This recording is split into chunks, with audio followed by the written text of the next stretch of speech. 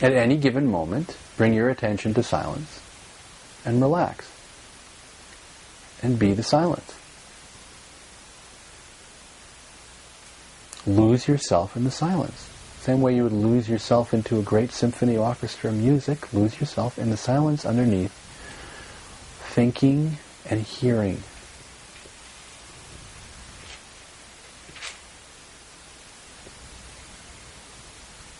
Not to get anywhere. So if you're doing it to get somewhere, then it's a practice. Then it's like a spiritual practice. I'm not talking about that. There's a difference. It's a subtle difference, but it's a huge difference. It's not a practice.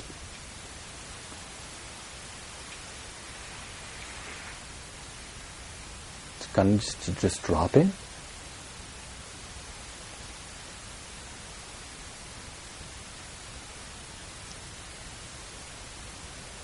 There's effects that happen. In other words, it gets easier when it's done a lot, because attention gets used to allowing itself. And then attention just sometimes, for long periods of time, just forgets to come back to thinking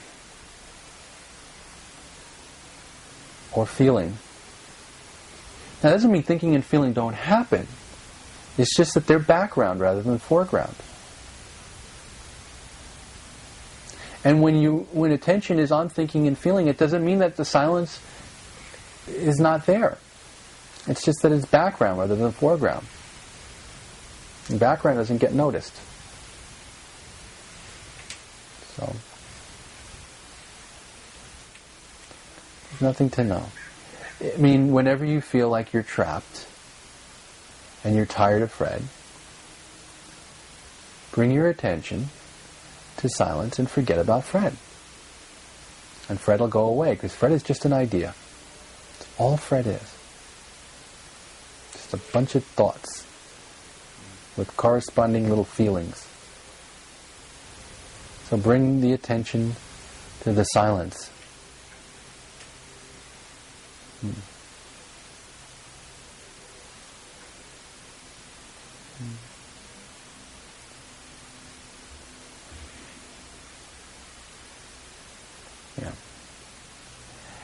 And, when it's time for Fred to come back, then Fred comes back. Or when it comes time for attention to be back on Fred and thinking, feeling, and all that, fine, go for it. It will transform your sense of Fred after a while.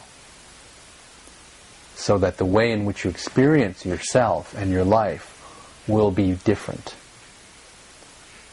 When you're used to when you have a real sense that you are the silence itself, when you've had an experience, or more than an experience, when you've had a recognition that you are the silence itself, then when attention goes back to thoughts and feelings have all this room, and thoughts and feelings are their Shakti, their energy. So then they have a lot more room. So there's a whole bunch more being force. And there's a sense of interconnectedness between you and everything that arises. And there's subtle feeling and energies and vision and a feeling of devotion and love. All of this can be an outcome over time. And this is like, you could say, the soul nature dimension of realization. The nature of the subtle energies that we feel and experience as ourselves.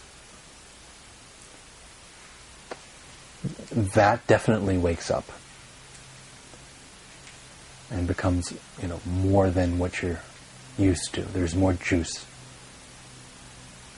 So that's why I don't, sometimes, like when I'm in a reactive state, or I get angry or something like this, I go, geez, I don't like being Krishna. I really hate it. But that's happening in this much larger container, and it's not like, I gotta get out of Krishna. No, it's like I'm okay. All right. Well, I know what there is to do. Bring my attention to more than these reactive feelings and thoughts. Or let myself be reduced to the reactive feelings and thoughts, and then they naturally just kind of expand into something more. There's a different kind of way of being related to all of that.